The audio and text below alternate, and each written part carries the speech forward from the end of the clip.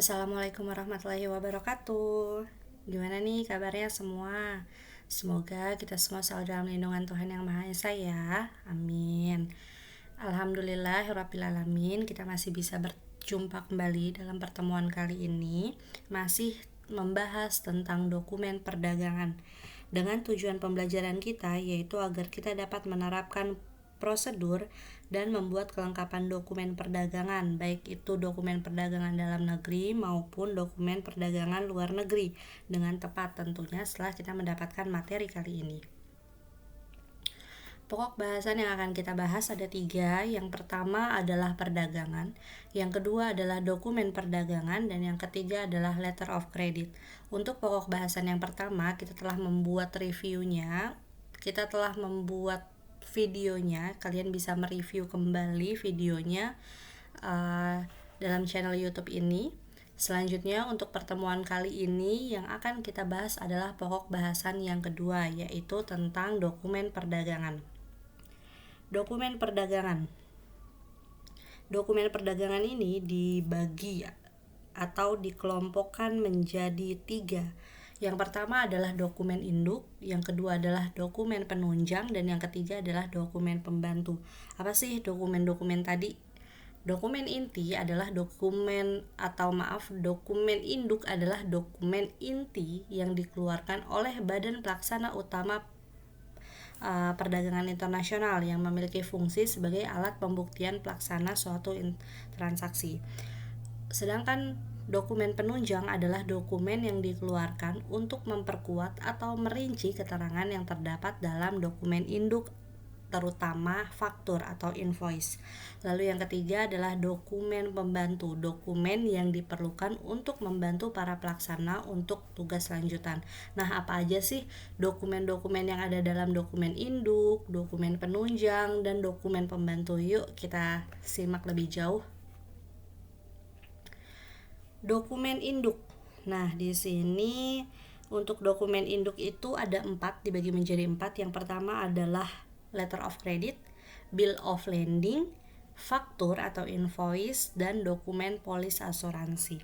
Apa itu letter of credit? Letter of credit adalah suatu surat pernyataan yang dikeluarkan oleh issuing bank atau bank penerima atas permintaan pembeli atau importir yang dituju kepada penjual atau eksportir melalui konfirmasi bank dengan menyatakan bahwa issuing bank tadi akan membayar sejumlah uang tertentu apabila syarat-syarat yang ditetapkan dalam letter of credit ini terpenuhi.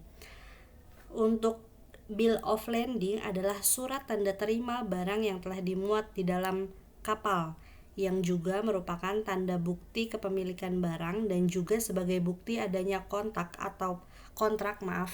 atau perjanjian pengangkutan barang melalui laut. Sedangkan faktur atau invoice adalah sebuah dokumen yang dipakai sebagai dokumen pernyataan tagihan yang wajib dibayar oleh pembeli. Untuk yang terakhir adalah dokumen polis asuransi. Dokumen ini adalah surat bukti pertanggungan yang dikeluarkan perusahaan asuransi atas permintaan eksportir maupun importir untuk menjamin keselamatan atas barang yang dikirim. Nah, dokumen asuransi ini penting karena dapat memberikan bukti bahwa barang-barang tersebut di dalamnya telah diasuransi. Itu adalah dokumen-dokumen dalam dokumen induk. Selanjutnya adalah dokumen penunjang. Di sini ada sekitar 8 atau 9 ya. Kalian bisa lihat di layar. Yang pertama adalah daftar pengepakan atau packing list. Dokumen ini dibuat oleh eksportir yang menerangkan uraian dari barang-barang yang dipack atau dibungkus atau diikat dalam peti atau sebagainya, dan biasanya diperlukan oleh bea cukai untuk mempermudah pemeriksaan. Lalu yang kedua adalah surat keterangan asal. Di sini surat ini adalah surat pernyataan yang ditandatangani untuk membuktikan asal dari suatu barang, digunakan untuk memperoleh fasilitas bea masuk atau sebagai alat perhitungan kuota di negara tujuan, dan untuk mencegah masuknya barang dari negara terlarang. Selanjutnya adalah surat keterangan pemeriksaan. Surat ini atau keterangan ini tentang keadaan barang yang dimuat oleh independent surveyor, juru pemeriksa barang atau badan resmi yang disahkan oleh pemerintah dan dikenal oleh dunia internasional. Berfungsi sebagai jaminan atas mutu dan jumlah barang, ukuran dan berat barang, keadaan barang, pengepakan barang, serta banyak isi pengepakan. Selanjutnya adalah sertifikat mutu, yaitu keterangan yang dibuat berkaitan dengan hasil analisis barang-barang di laboratorium perusahaan atau badan penelitian independen yang menyangkut mutu barang yang diperdagangkan. Selanjutnya adalah sertifikat mutu dari produsen.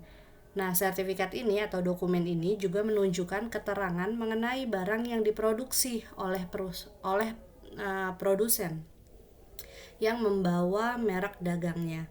Selanjutnya adalah keterangan timbangan, yaitu catatan yang berisi perincian berat dari tiap-tiap kemasan barang seperti yang tercantum dalam commercial invoice. Yang lainnya adalah daftar ukuran. Daftar ukuran ini yaitu daftar yang berisi ukuran atau takaran dari setiap kemasan seperti panjang, tebal, garis tengah, serta volume barang. Yang kedelapan adalah analisa kimia. Pernyataan yang dikeluarkan oleh laboratorium kimia yang berisi komposisi kimiawi dari suatu barang.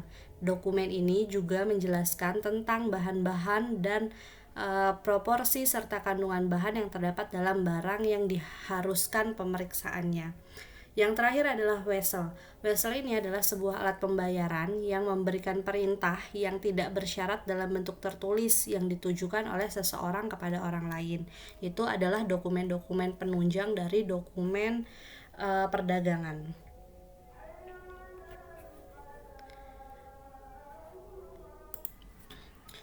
Selanjutnya adalah dokumen pembantu.